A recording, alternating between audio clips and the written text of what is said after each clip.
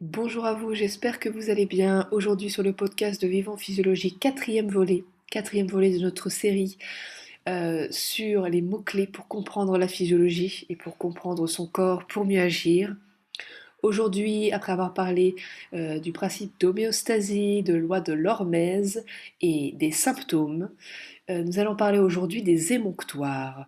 Alors, les émonctoires, d'ailleurs, un mot un petit peu qui peut paraître un petit peu compliqué dans un premier temps. Les émonctoires, c'est un concept très simple en physiologie. Si vous voulez, on va avoir des toxines forcément dans notre corps, donc des déchets, entre guillemets, des déchets métaboliques, parce que toutes nos cellules produisent des déchets qui doivent être conduits à l'extérieur du corps. Et ensuite, forcément, nous, dans notre alimentation, dans notre mode de vie, il va y avoir une quantité de déchets à évacuer à l'extérieur du corps. Et en fait, les différentes portes de sortie qui vont permettre au corps d'évacuer ces déchets s'appellent des émonctoires. Donc, les émonctoires sont au nombre de 5. Vous avez le foie, les intestins, les reins, la peau et les poumons. Donc les poumons, les émonctoires, la voie respiratoire, donc les toxines vont sortir au niveau respiratoire. La peau, eh bien, ça va être les toxines qui vont sortir par le biais de la sudation, de la transpiration. Également, ça pourrait être dans certains cas la manifestation par exemple de boutons, d'acné, d'eczéma, de plaques, etc. Donc ce sont des toxines qui sortent.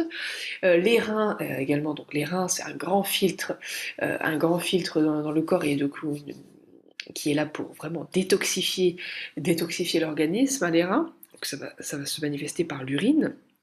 Les toxines vont se retrouver dans l'urine qui aura passé par les reins, les intestins donc par le gros côlon et le foie qui est la station d'épuration du corps et qui vraiment voilà, filtre les toxines. Et du coup, voilà, donc c'est pas un émonctoire extérieur le foie, hein. Le foie n'est pas un émonctoire extérieur, mais c'est un émonctoire qui justement ensuite remet en circulation pour faire sortir les toxines. Mais c'est vrai que les 4 émonctoires qui amènent vers le milieu extérieur sont les intestins, les reins, la peau et les poumons. Ça c'est vraiment les émonctoires qui amènent vers l'extérieur. Donc tout ça, en fait, est lié avec, par exemple, le principe d'homéostasie que nous avons vu précédemment.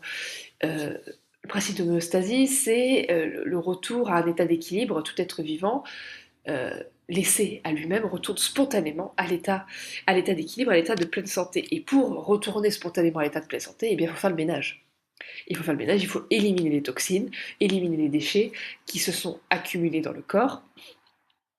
Et donc là, à ce moment-là, nous avons une évacuation efficace et le corps peut revenir à un état de pleine santé.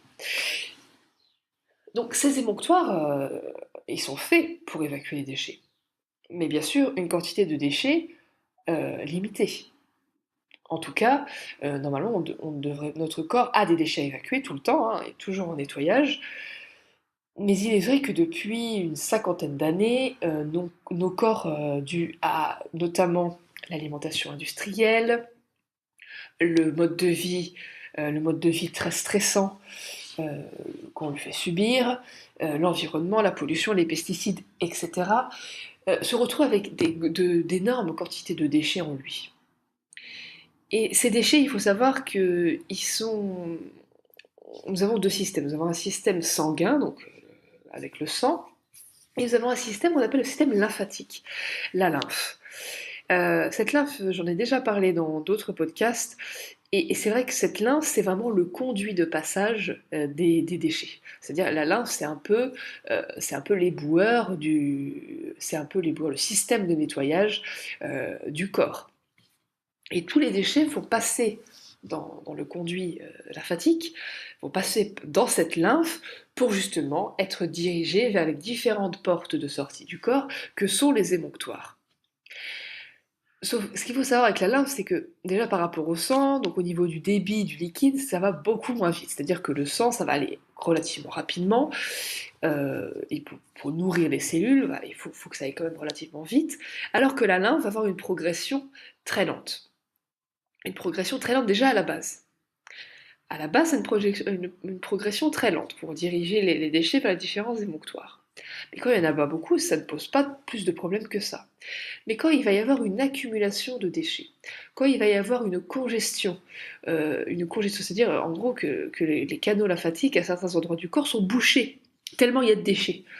Tellement il y a de déchets, c'est comme, voilà, je sais pas, vous avez une rue, vous passez une rue, les éboueurs sont en grève, et là, il y a des poubelles qui s'accumulent, ça s'accumule, ça s'accumule, et on ne peut plus passer en voiture. Ben, c'est exactement la même chose avec le système lymphatique quand il y a congestion et quand il y a accumulation de trop de déchets.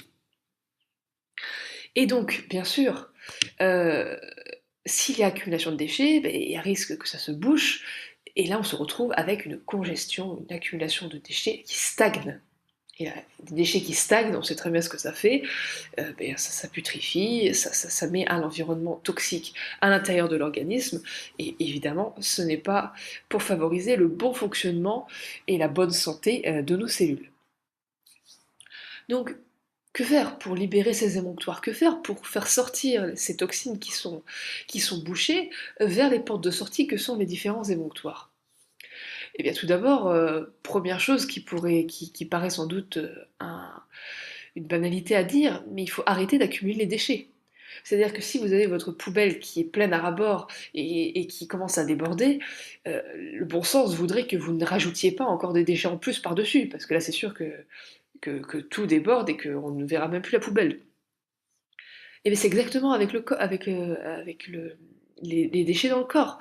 Si vous avez une accumulation de déchets, s'il y a congestion du système lymphatique, si le système lymphatique ne peut plus fonctionner correctement et que les différentes portes de sortie ne peuvent pas fonctionner, vu que les déchets n'arrivent pas jusqu'à la porte de sortie, eh bien il faut arrêter d'accumuler les déchets. Il faut arrêter, première étape, arrêter d'accumuler les déchets. C'est pour ça que c'est pour ça justement qu'il y a un encouragement vers une réforme de son alimentation, une réforme de son mode de vie. Et c'est vrai que bon, le mode de vie, dans un premier temps, parfois on ne peut pas tout régler, on ne peut pas arrêter d'être stressé du jour au lendemain, on ne peut pas arrêter notre activité professionnelle du jour au lendemain sous prétexte qu'elle nous stresse. Voilà, ça peut se mettre du temps à mettre en place. Mais c'est vrai qu'au niveau alimentaire, au niveau de l'alimentation, il va y avoir une progression également. Mais c'est plus facile d'avoir un impact sur son alimentation que d'avoir un impact sur son mode de vie du jour au lendemain. Donc c'est que déjà dans l'alimentation, le fait de supprimer par exemple tout ce qui va être industriel, tout ce qui va être industriel, rempli d'additifs alimentaires, rempli de produits qui encrassent le corps, hein, très concrètement, et bien, déjà si on arrête de consommer ce genre de produits, et on va arrêter d'accumuler une grande quantité de déchets dans le corps.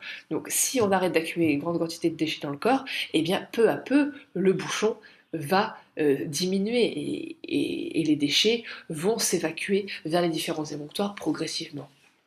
Et bien sûr, pour stimuler les émonctoires, il y a des solutions pour justement stimuler les émonctoires et remettre en circulation les déchets dans la lymphe sans qu'ils soient congestionnés et sans qu'ils soient bloqués à un endroit en train de s'accumuler.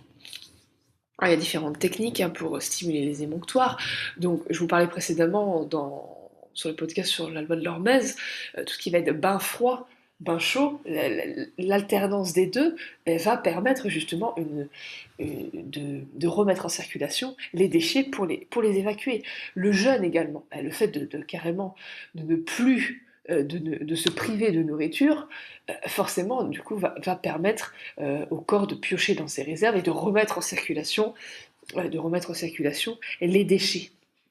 L'activité physique intense également va permettre ça, va permettre de stimuler le système lymphatique et de remettre en circulation la lymphe.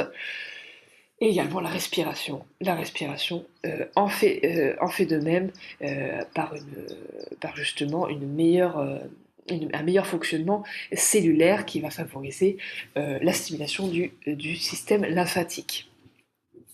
Également, vous allez avoir tout ce qui va être brossage à sec, c'est-à-dire vous utilisez une brosse à sec, hein, vous ne mouillez pas, et là vous avez des mouvements à faire en particulier, dans un sens particulier, sur vos bras, sur votre corps, sur vos jambes, pour justement stimuler le système lymphatique et remettre en circulation les déchets pour une meilleure évacuation.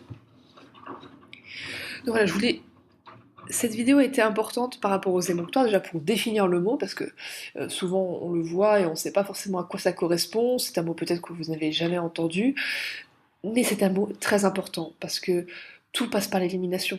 S'il n'y a pas d'élimination, il y a stagnation des déchets, stagnation des produits toxiques dans le corps, et il y a intoxification du corps, acidification du corps, et c'est le début de beaucoup de problèmes, car un corps qui est baigné dans ces déchets, ne peut pas être en bonne santé, ne peut pas être en bonne santé, et quand ces produits toxiques sont à l'extérieur des cellules, et ensuite peuvent rentrer à l'intérieur des cellules, là c'est le début de tout un processus de dégénérescence cellulaire qui peut forcément conduire à toutes les grands symptômes, toutes les grandes maladies de civilisation, comme on dit, euh, qui justement troublent totalement le patrimoine génétique et le système ADN. Voilà, donc c'était pour vous faire ce petit point sur les émonctoires. Si cette vidéo, ce podcast vous a plu, n'hésitez pas à liker. Également, n'oubliez pas de vous abonner à la chaîne Vivons Physiologique.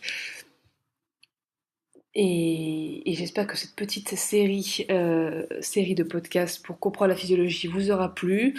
Je verrai si j'en referai d'autres. En tout cas, je vous dis à très bientôt pour un nouveau podcast.